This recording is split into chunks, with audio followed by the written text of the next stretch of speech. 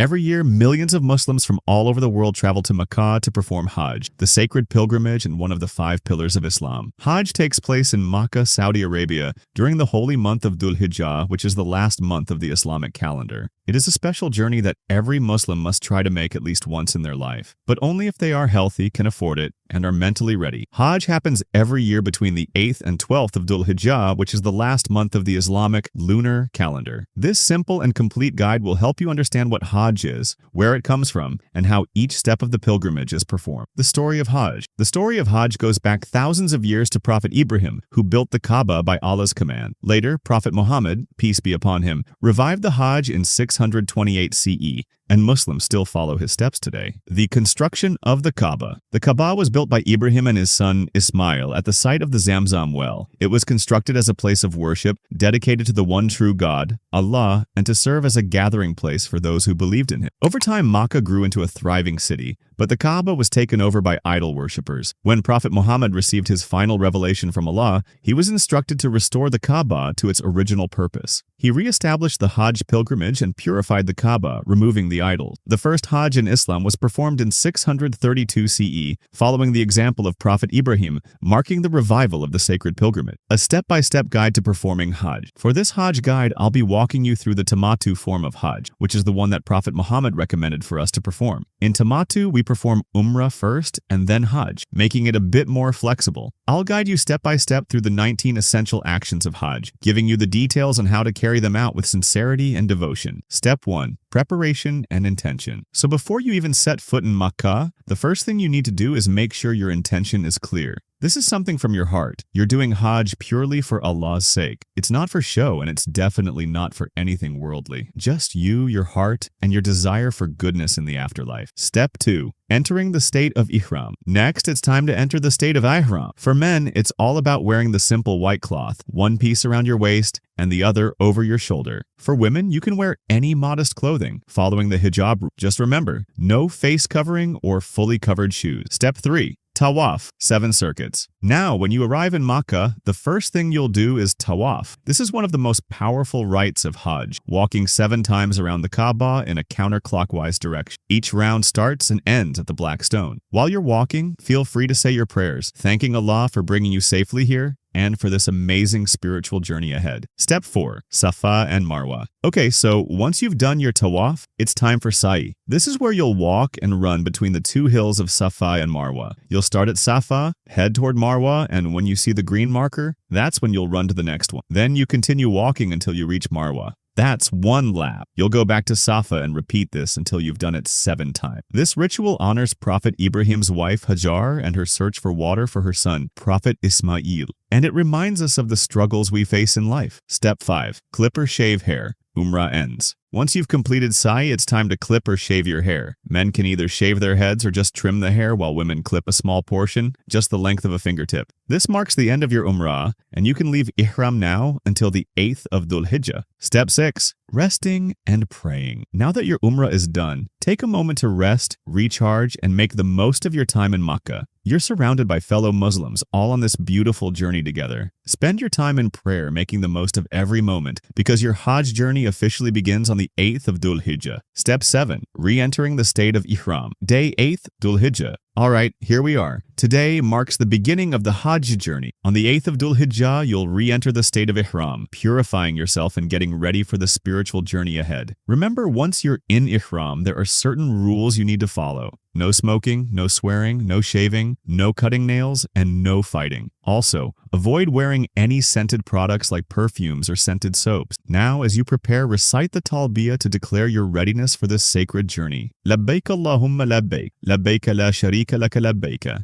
Inna alhamda wa ni'mata laka wal mulk la sharika laka. This is your moment to truly get into the spirit of Hajj. After this, you'll head to Mina, which is about 8 kilometers from Makkah. Step 8. Arriving at Mina. When you arrive in Mina, you'll settle into your tent, and it's going to be a bit tight, but just remember, it's all part of the experience. Here, you'll pray your salah, but with shorter prayers, 2 rakats instead of 4. It's a great time for spiritual reflection. You'll spend the night here, read the Quran, and make dua to prepare for the big day tomorrow. Step 9. Day of Arafah, day 9th Dhul Hijjah. On the day of Arafah, after Fajr, you'll head to the plains of Arafah. It's a day for deep reflection and asking Allah for forgiveness. You'll do a shortened prayer for Dhuhr and Asr, 2 rakats. There's a sermon at Masjid al-Nimra on Mount Arafah, so if you can, try to listen to it. There's great spiritual significance in this day. Remember, this day is one of the most important in Islam. Allah forgives the sins of those standing on Arafah, so make the most of it. Step 10. Arrive in Muzdalifah. After sunset, you'll leave Arafah and head to Muzdalifah, an open area between Mina and Arafah. Here, you'll perform Maghrib and Isha Salah back-to-back, shortening Isha to 2 rakats. The Prophet, peace be upon him, did the same, with no optional prayers in between. Afterward, you can either rest or worship.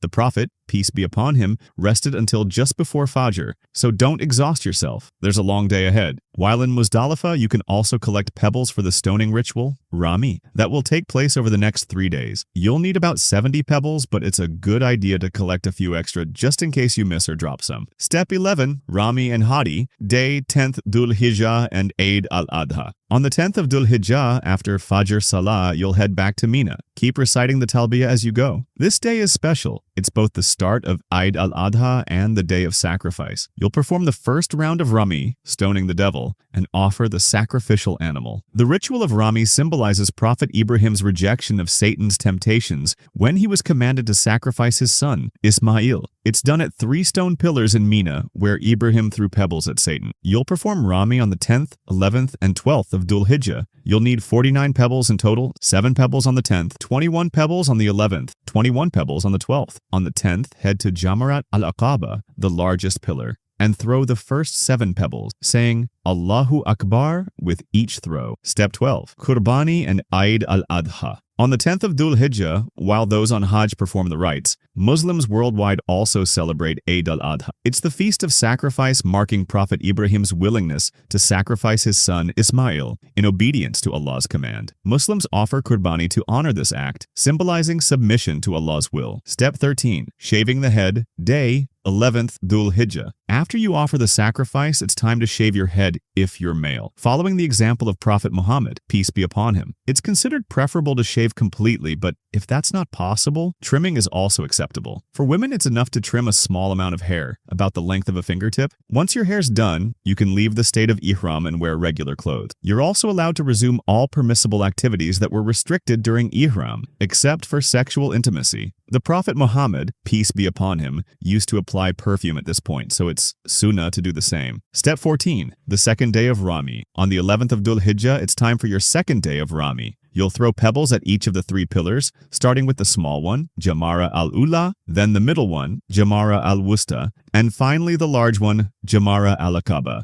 After the first 2 pillars, stop and make dua facing the Qibla. You'll throw 7 pebbles at each pillar, saying the Takbir, Allahu Akbar, with each throw. Don't forget to carry spare pebbles just in case. Step 15. Spend the night in Mina. After finishing your second Rami, head back to your camp in Mina. Spend the evening in worship, making the most of this special time. Step 16. The third day of Rami. On the afternoon of the 12th Dhul Hijjah, it's time for your final round of Rami. Use your remaining 21 pebbles and follow the same steps as the previous days. Steps 17 and 18. Tawaf al-Ifada and Sa'i, day 12th Dhul Hijjah. Now, you'll head to Makkah for Tawaf al-Ifada, followed by the Sa'i, the ritual walking between Safa and Marwa. These are essential rites of Hajj that must be performed after the Rami, Qurbani, and shaving or trimming of the hair. Once you've completed the Tawaf and Sa'i, you can relax and return to the regular activities that were allowed before you entered Ihram, including marital relations. Yeah, but don't forget, you'll still need to return to Mina for the remaining Hajj ritual. Step 19. Tawaf al-Wida,